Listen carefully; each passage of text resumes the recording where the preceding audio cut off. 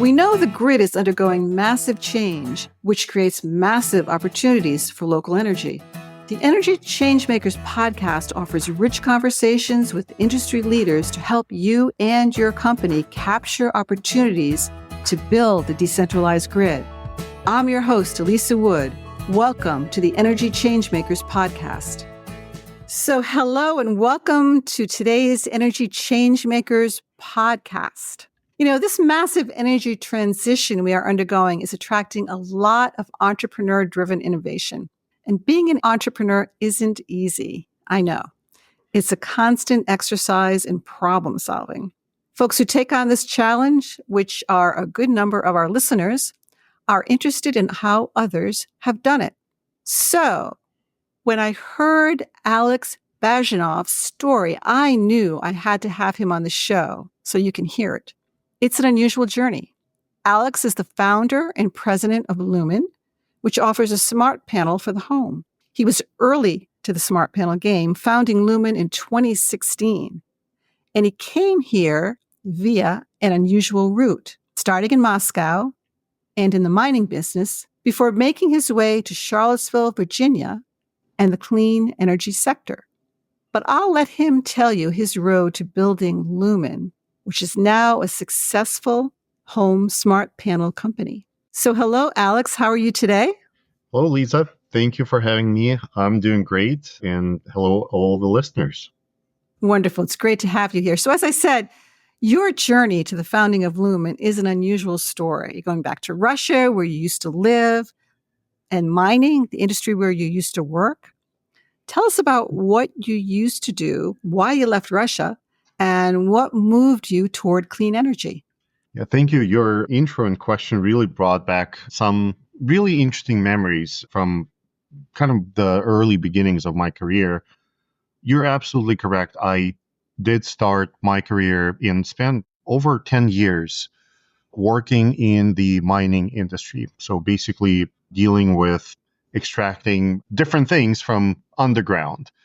And the reason I went there was that from the start, I was drawn to the core things that contribute and move our civilization. Naturally, all sorts of extraction today, all the natural resources are critically important for us as humans. We depend on them, whether that's fossil fuels or metals or anything else that we can get from underground is absolutely important for us. And so that's why I went and kind of in the early days, joined one of the world's largest at that time nickel manufacturers. And the fun fact, looking back from where we are today, and I'm sure listeners know that today nickel is all the rage because it's used in the batteries. Mm-hmm. Back in those days, nickel was only about stainless steel. Nickel is what makes steel stainless. I'm oversimplifying a bit, but by adding nickel to steel, you make it kind of rust-proof or prone to corrosion. And so that was the nature of the enterprise at that time. So it was a huge company. And then when I was there, and then I moved on to join another company that handled all sorts of mining, and we produced and sold and serviced mining equipment, very large machines that operate on mining sites. I was exposed to firsthand observing all the different things that happen in that sector. First of all, again, to no surprise to most people today, it's actually quite bad for the planet to extract and burn fossil fuels.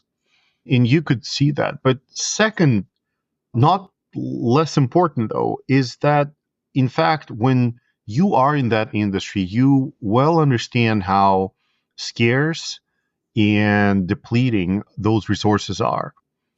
It is getting more and more difficult for us to find new reserves of all sorts of natural resources, to get to those reserves, because the ones we can allocate now are based in very hard to reach locations. Could be under the ocean bed, could be somewhere far north where there are no roads, no railroads, no access, and you have to build all that stuff and operate in extreme conditions. And so it became very clear for me at that time that we got to do something about thinking and transitioning to the next energy source. Because energy, and as I said earlier, I'm drawn to some of the core things that move our civilization.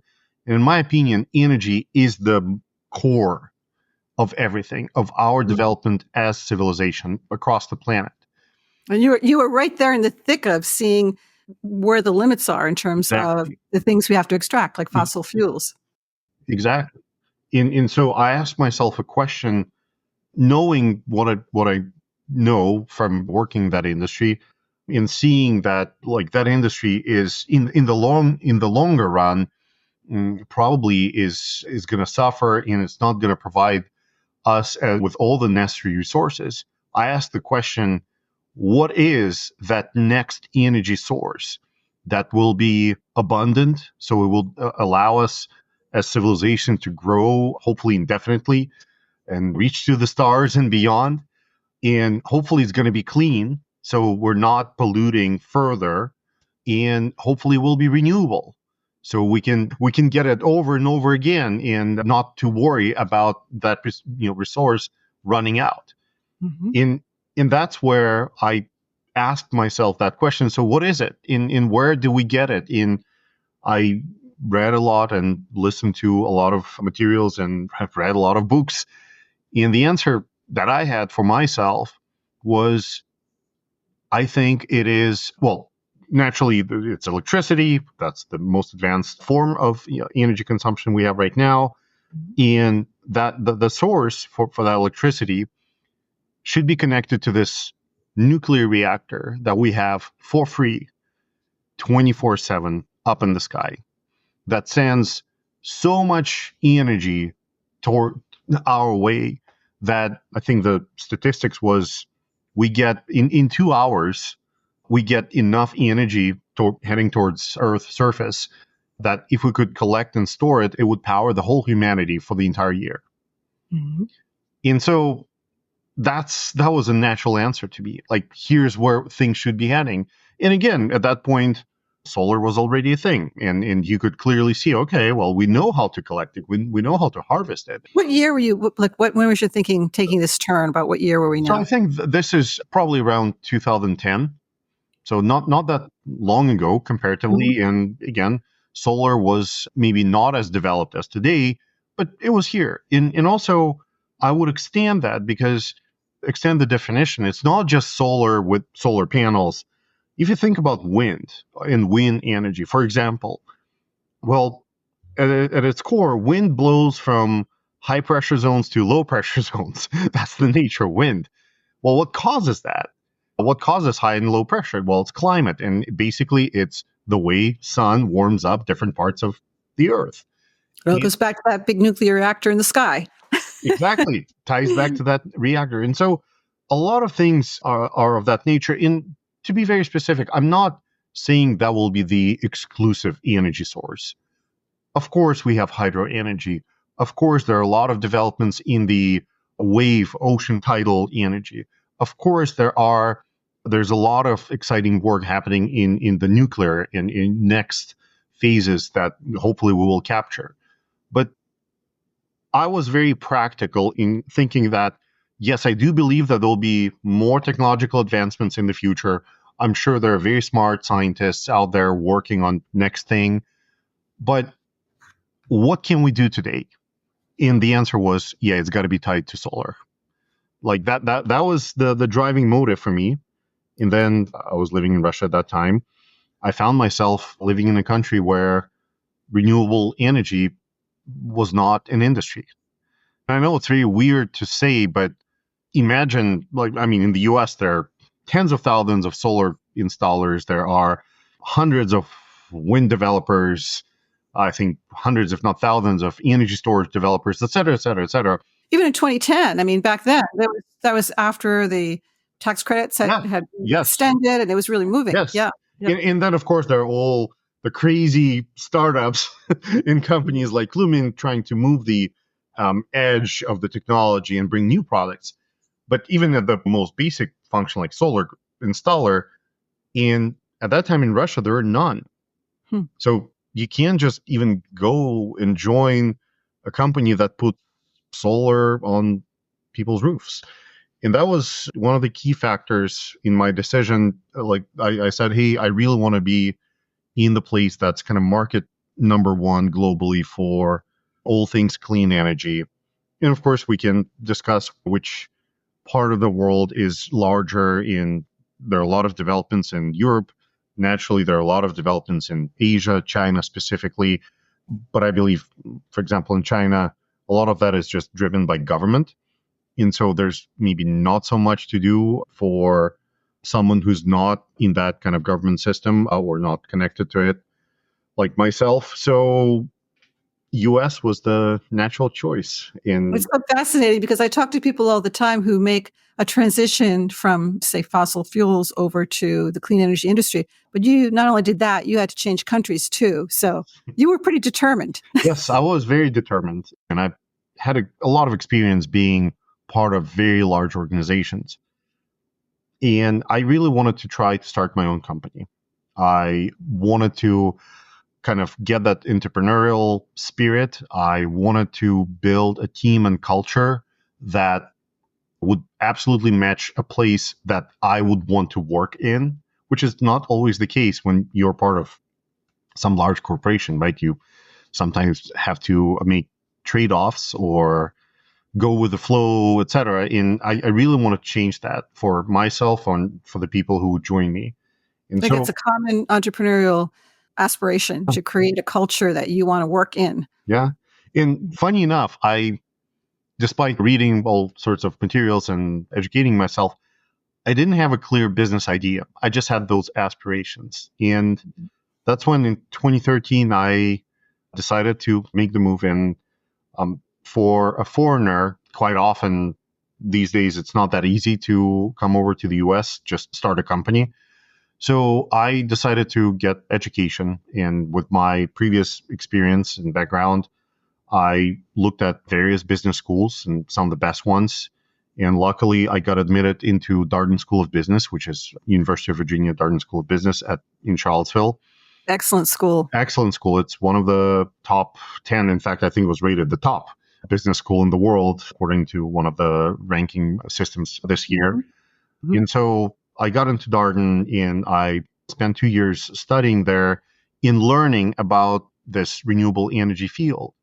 And the first idea, funny enough, when I came over, I was like, well, putting solar panels on people's roofs is awesome and that we need more of that.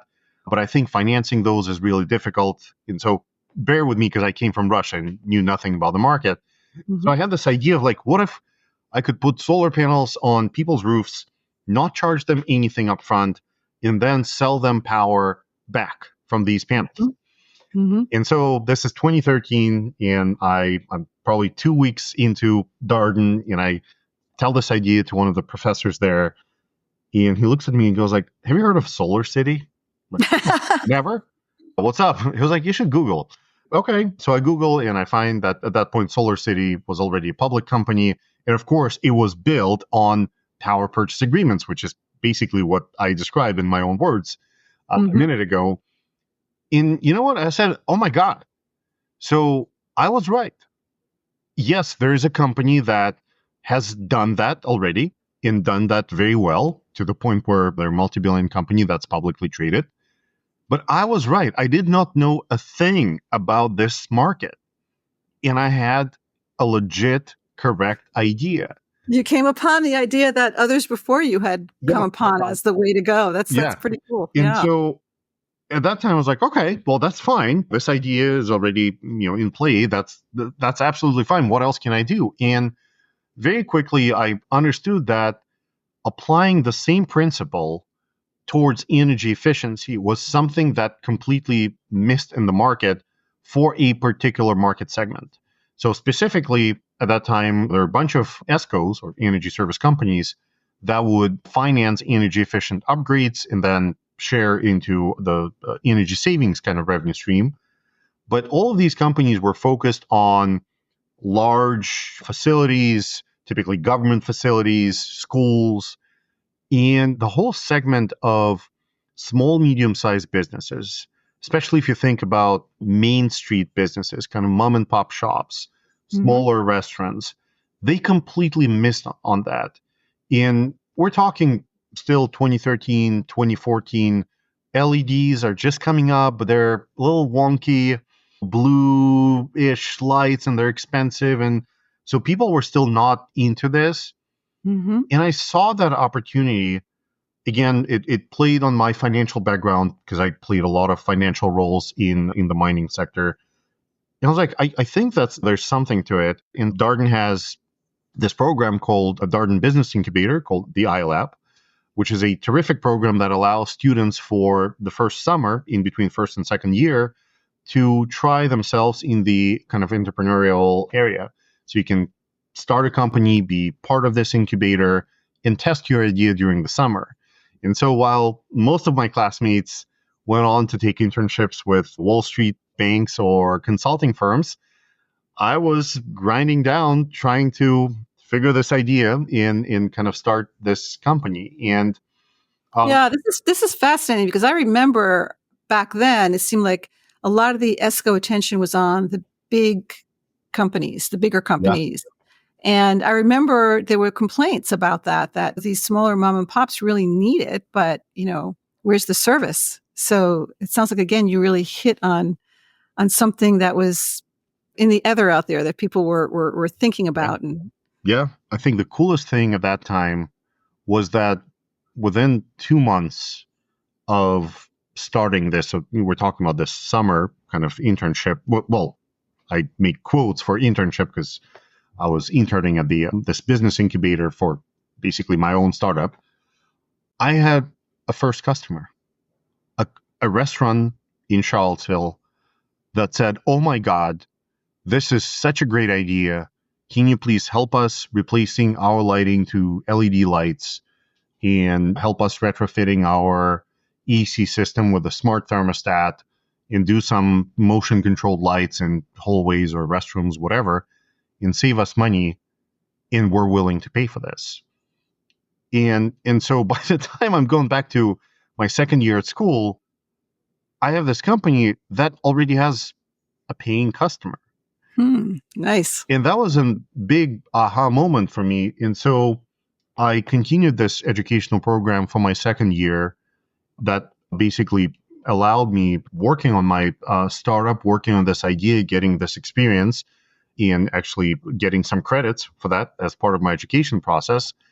And by the time I finished my MBA, the company was already, I don't remember, but it was probably reaching 10 customers or so at that time.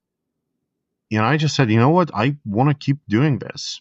And so I grew that company. Again, the main focus was Main Street businesses, small shops, helping folks that typically didn't have the time to spend on educating themselves about energy efficiency technologies that were out there that could help them to run their businesses and save money. And I came up with this innovative model where I would put in those retrofits for free, and then I would take over their power bill, and I would guarantee them that they would just have to pay a fixed payment that was lower than their previous power bill. So their savings were guaranteed. And my company would win if I can push the actual bill further down. And I used this algorithm, I used all those retrofits, and it worked. So I ran the company for a few years. I grew it to probably 50 or so customers. And that was absolutely amazing. But I also learned so much about the energy space by doing that. I learned about the electrical grid and how utilities work and what are the latest technologies. And that helped me to formulate my vision towards where all the things we're heading in the energy space. Was that, let me just jump back a little bit. Yeah. Was that a bootstrap, or your first company, was that totally bootstrap, or did you get some outside financing? So the way I did that was also quite innovative. All the operational stuff was bootstrapped. Mm-hmm. I was able to package these individual facilities, or upgrades to these facilities, right? Investments into all that energy efficient equipment. So I was able to package that into larger, basically securities in like promissory notes and sold those to investors. So they were secured by cash flows from those customers, which had inherently lower risk than my crazy startup. Mm-hmm. And so that was non-dilutive financing because I was not selling equity in my company. And investors were receiving very nice returns that were above the market for sure, but they reflected still the risk of the enterprise. So, and that's how I financed it. Very interesting. So then you started thinking a little bit more about. Well, tell us about. I love your story about what led you to this smart panel. Tell us about Yeah. that. So as I mentioned, by learning all the things, I asked myself a question of, okay, what do I think is going to happen in the next 5, 10, 20 years, knowing everything I know about the energy space? And my vision was that, well, good news, all of the things or most of the things that are needed for us to transition to clean, abundant, renewable energy are here. We don't need to invent new physics or new, absolutely groundbreaking new technologies like time machine or anything. Everything is here. Solar panels, energy storage, wind turbines, electric vehicles, and there'll be just more of that. And so with increase in the adoption of those technologies, every building will still be connected to the larger grid. That's not going away. But every building will be producing, storing, and consuming electricity. And probably buildings will be talking to each other in the broader grid. Mm-hmm. And that's an exciting vision because then we would have largely locally produced clean energy, and everybody can be in control of their energy, and we can have communities that can power themselves and so on. And of course, that will contribute to decrease in our use of fossil fuels and increase in our use of clean energy. And then I asked myself a question like, okay, so that this is a really exciting future and I absolutely want to be part of it. What is missing today? And by today, we're talking 2016. What is missing today that is still preventing that future from happening? Like, if I envision that, what else it should be there for that future to happen? And my response to that was, well, if every building produces and stores electricity and then somehow consumes it, you want to balance that generation supply and demand. So you need to add flexibility of demand. And then you also need to add the data layer on top of that, and you need to enable those buildings to talk to each other and potentially interact with each other and form larger groups and interact with the larger grid for the sake of for the benefit of everybody. And that was like basically the thesis that, okay, this is what has to happen. And I mentioned that buildings will be interacting with each other. I'm in fact big believer in local kind of peer-to-peer energy. So I do believe that in the future I'll be able to charge my electric vehicle from solar panels on my neighbor's roof, and we can transact directly with that neighbor. That's what we're looking for. yeah, I think that's where things will head. And then kind of around the same time, the classical kind of entrepreneurial story happened. I still had that previous company, and I had a phone call. My customer called company support line. I happened to pick it up, and they had a power outage. And it was a very old restaurant here in Charlottesville, one of the Main Street kind of businesses, very old building, like 100 years plus.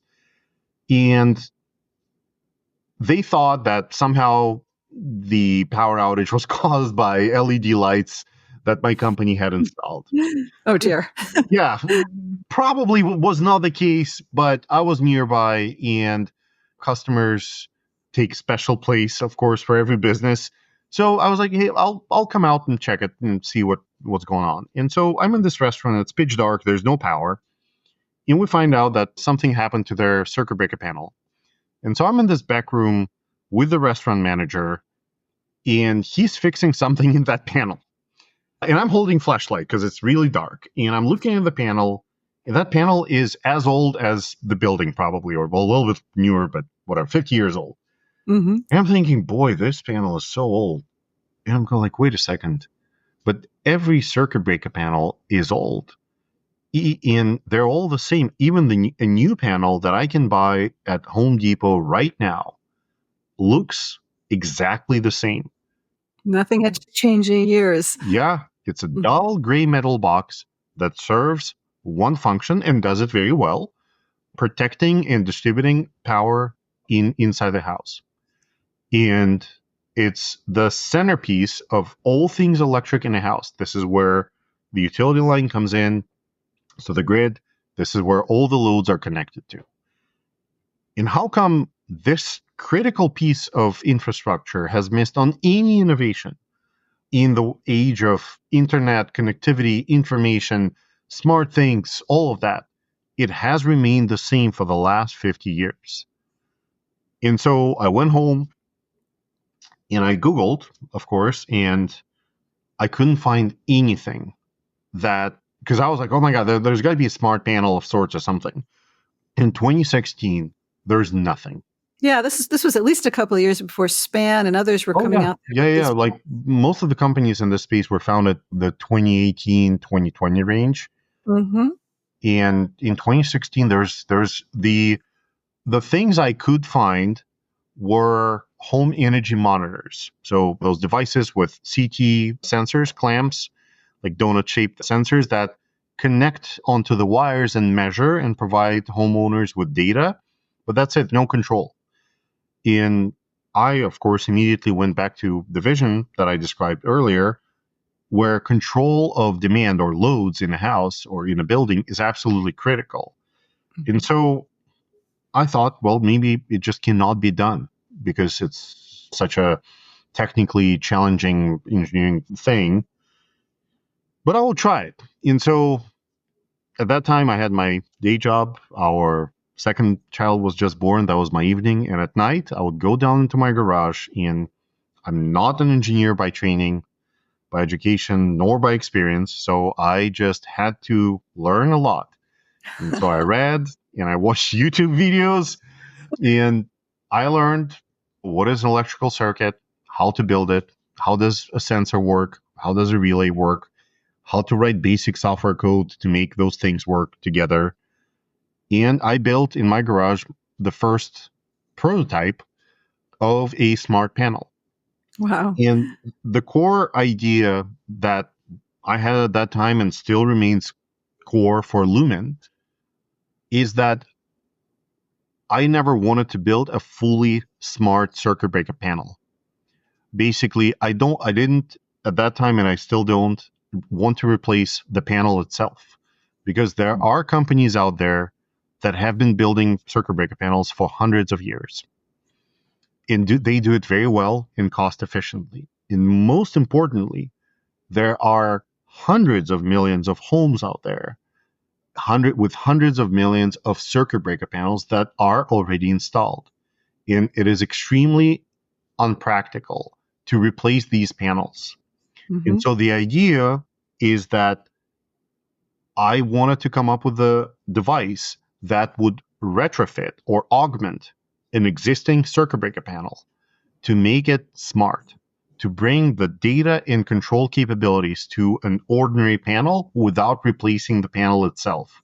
And there must be a cost savings as a result of that, I'm assuming. Of course, huge, both on just the product and the hardware costs, but also the installation costs, mm-hmm. and all the permitting work that goes into replacing a panel and work with the utility to disconnect the power. All of that is gone now with a retrofit solution. And so I built the first concept and it worked. I was like, oh my God.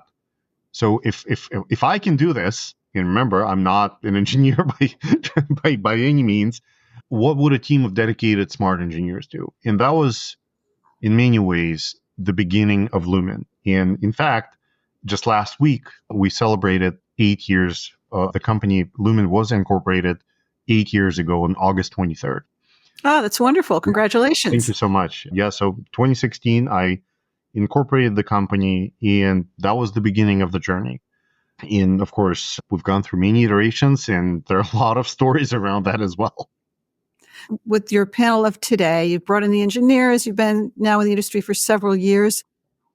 What is it that makes it stand out among panels? What are its characteristics? Yeah, of course. Well, there are a lot. I will start with a smart panel, even though we have another really exciting product that's coming out now. So the smart panel has been, I think we've been selling it for probably 6 years. And it is, as I described it, it's a retrofit system that attaches to any circuit breaker panel. It's fully agnostic to the panel. And while we have been looking around for various use cases, we have crystallized 3 core use cases where the panel works the best. So the first one, in no particular order, but the first one would be residential solar and battery case, where a homeowner would install a solar plus battery system, and very quickly they would realize that their battery either not sufficient to provide them with a whole home backup, albeit it costs $15,000 to $20,000, or if it can provide whole home backup, it will run out in no time. Quite often, it will run out when the homeowner is not there because the power went down middle of the day, and by the time that person got back home from work, the battery is already depleted. And the refrigerator is defrosting. Exactly. Freezer defrosting, yeah. And despite the fact that they did have a battery, right? But it just can't. Batteries can hold indefinite amount of charge or infinite amount of charge. It goes out quickly depending on what is running in your house, what is consuming. And so Smart Panel enables whole home dynamic backup, and it enables the homeowner to manage their consumption when they are off grid automatically. So the panel is almost like a watchdog. It's always on the watch. And when the grid goes down without any homeowner's intervention, it starts managing your energy consumption based on the homeowner's priorities. So the homeowner is always in control. They can always say, I don't want certain things on, I don't want certain things off. It's all in their power, in their phone, in their app. But also, based on the priorities they establish, the panel will just go on and automatically start shedding loads. And that helps homeowners to save tens of thousands of dollars on installation of that battery system because they can right-size the system. They don't need to buy 3 or 4 batteries to back up their whole home. They can only buy one and add a smart panel to it. Because I may only need my refrigerator and my computer and, I don't know, my AC or something. I won't need everything in the house. Yeah. I don't need the pool or whatever. Well, yes, but you also may want to have the ability, should you want to. And I actually have a very interesting example that we hear a lot, where before smart panels, the way people would do battery backup, they would create protected loads panels. And that's basically a second panel with a very small number of circuits, 5 or 6 typically, that are backed up, and the rest of the house stays in the dark. Only those 5 circuits are backed up by the battery. And people will tell us, well, you know what? So I put my refrigerator, my Wi-Fi, my lights, something in that panel. That's it. And then when the power went down and I wanted to go somewhere, I went down to my garage and I realized I forgot to back up my garage door. And that's it. Like, that protected loads panel is hardwired and you don't have access to your garage door in this example. Smart panel gives you that dynamic access. You can literally pull up your phone and tap, I want my garage door right now. And yes, typically it's not backed up, but right now I want it because I want to get out. Or I want to charge my car. Yes, it's not the smart way, but maybe I live in a hurricane zone and hurricane is coming and I really want to get out. So I want to charge my EV right now. And you can do that. And so that's been a really strong market. And Lumin introduced the product back in 2018 into the market, and we've been selling it for a long time. We've had leading position, and recently, your listeners may have seen, we did a press release. We are partners with Sonova right now. We're approved vendor with them, selling across their network. And work across the U.S. have thousands of panels installed with this particular use case. And that's how you distribute those panels. As a homeowner, I couldn't go into like Lowe's and buy one, right? Not today. Yeah, correct. You do it through third party. Yeah, we do it through third party because what we found is, of course, these panels go in homes together with a solar and a battery system. And as such, you have to be in that moment at that kitchen table with the homeowner. And really, the person to do that is this solar installer. So we're selling through solar installers. We work both directly with solar companies and through distributors. But yeah, it's this kind of a little bit longer sales channel to the ultimate user, which is the homeowner. Mm-hmm. Mm-hmm. Okay.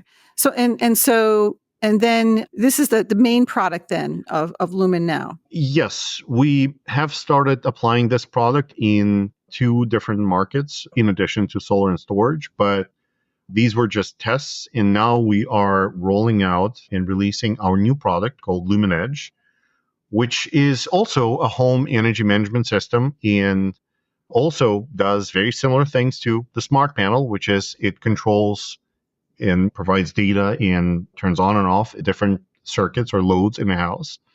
But it is a modular system. So unlike the smart panel, which is a larger box and has to be attached to your circuit breaker panel, LuminEdge is a system that has individual control modules. Each module controls one big load. Could be your air conditioner, could be your water heater, could be anything in your house. And you can install a number of these modules depending on your house needs.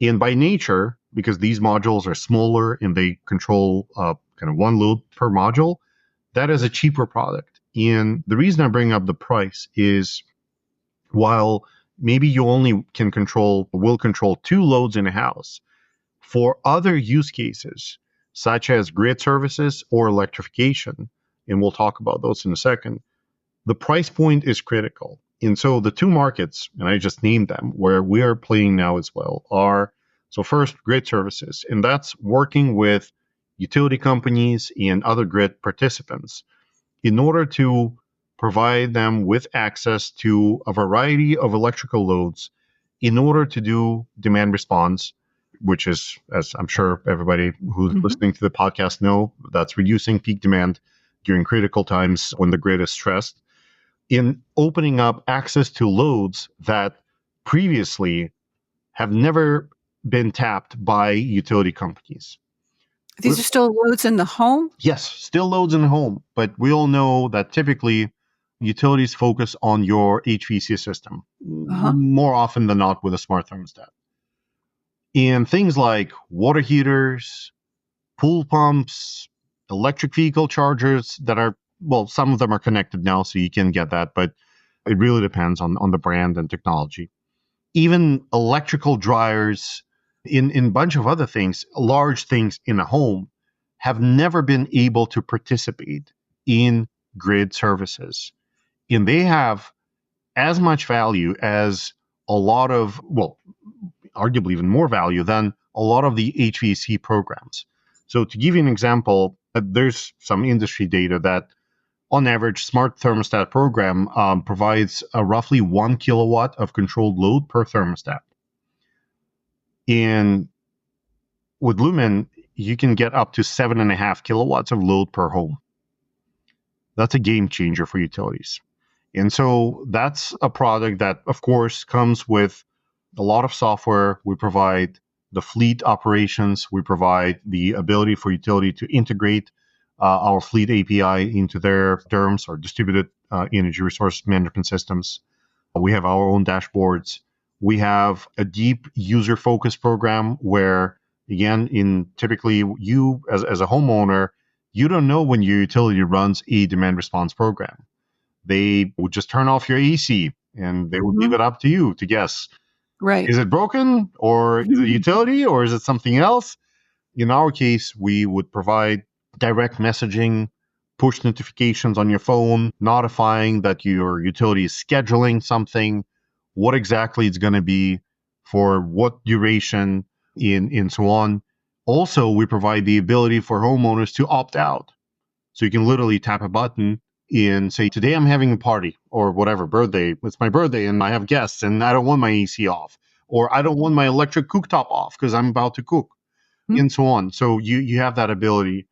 This modular unit, is this something the utility would buy from you and provide to customers, or are customers So buying it? yes, we have programs like that. There are programs where utilities provide rebates or sell these units on their own marketplaces. It really depends on the utility. As you probably know, utility market is really fragmented, and I will dare to say that I think every utility does things a little bit differently. So it comes in a variety of flavors.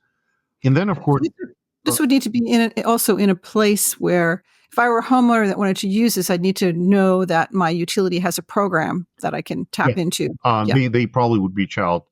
However, now maybe that would be a good time to mention kind of third use case, and you'll see how it's related to grid services as well. And so, third market vertical that we're now very active in is called electrification of homes. So, naturally, that's when folks are adding new electrical loads or switching their existing fossil fuel kind of powered appliances to electrically powered appliances. So, anything from adding an EV charger when someone buys an electric vehicle to swapping their gas water heater to electrical water heater and so on.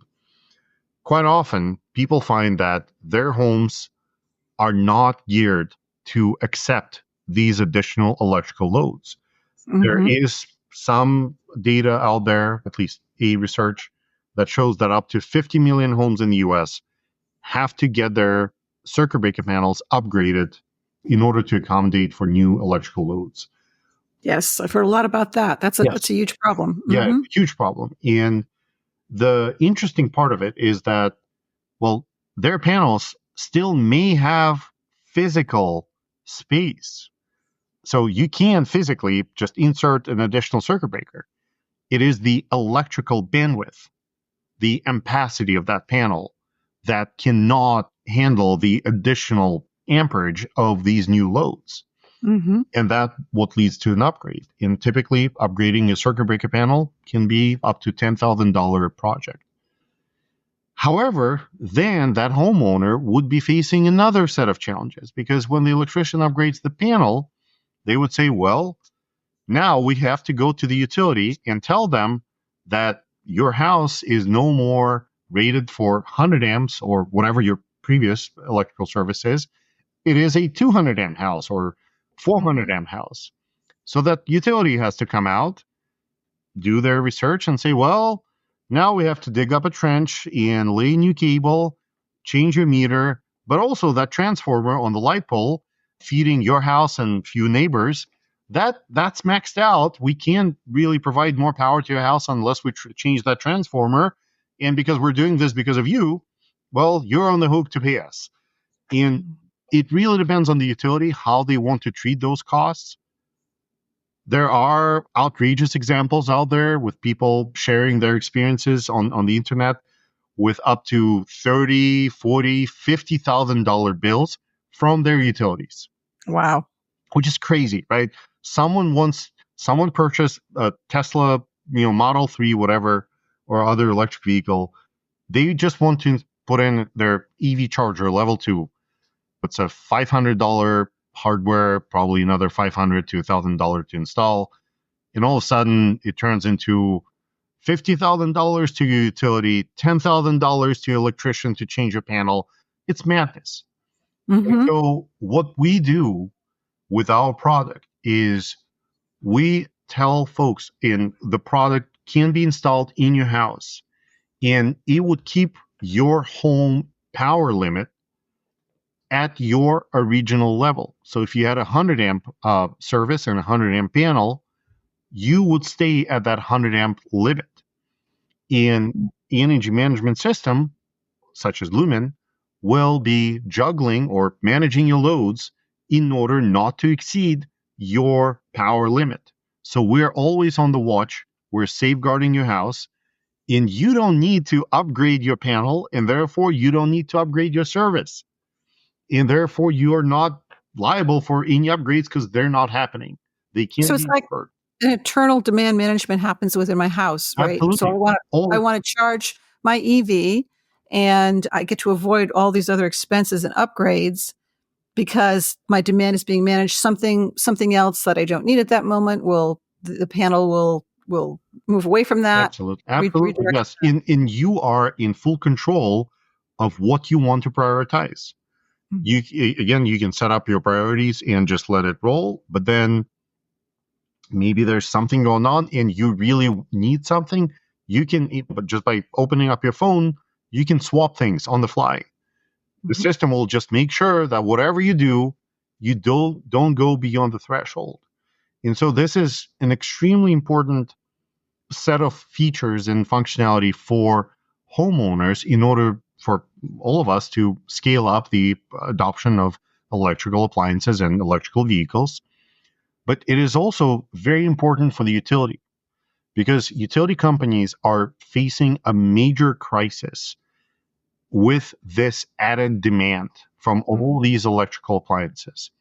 The grid as it is built is not capable to handle all this load, which sounds a bit crazy because for utilities, it's revenue, right? They get to sell more, but they just can't provide the throughput, like the bandwidth to power all these things at once.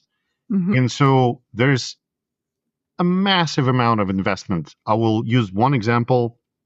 There's this study on PG&E in California that basically says, if I remember correctly, they're looking at the next 5-year horizon, and they're saying, well, look, if PG&E or people living in PG&E territory were to follow California guidance on EV adoption and electrical appliance adoption, PG&E has to invest $50 billion over the next, I think, 5 years into upgrading their distribution infrastructure.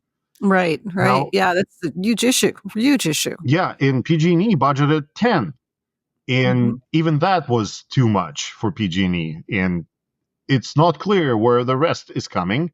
And it's not clear how the grid will cope with this. We're not talking about 50 years out. We're talking about 5 years out. So it's now. Coming up fast. It's coming up fast. Very fast. So if I'm an EV owner, again, is this something I'd get through a third party channel, or how do I, if I'm an EV owner saying, oh my God, I am in this situation, is this something I can purchase, or how are you distributing? So we are just launching this product. So there will be multiple channels to distribute it, including electricians, distribution, and some direct as well. But it's a product that still has to be installed by an electrician and set up by an electrician, because at that point, we're talking about your home's safety, right? Because you're playing with a certain power limit or power budget. So there will be clear ways to procure that product listed on our website very soon. We are also working closely with a company called ABB that we announced partnership with a few months ago. ABB? ABB, the big multinational conglomerate. Got it. Yeah. Okay. Yeah. They are obviously one of the leaders in the circuit breaker panel space, and they are absolutely leading in the electrification field. We're really thrilled to be partners with them. We just launched together a smart panel product called Rely Home Smart Panel. That is ABB Rely Home Smart Panel. And I'm sure they will be eager to work with us in the future on other products as well. So do you have yet a retail price on this? If say a consumer's out there listening? For the smart panel, today, I would say the all-in price, so installed in a house, so with all the labor and everything, is depending on, of course, the installer and the channel, how it got to them, whether there's some distributor markups or not. I'd say the price is something around $3,000 to $3,500. For LuminEdge, our goal for that price to be sub $1,000. Wow! Yes. Wow! That's pretty impressive. It is. In many ways, this is not to boast anything. This is really thinking from the core principles, if you will. We, not Lumin, not Alex and Elisa. We as people, we as humans, we need electrification to happen rapidly and at scale.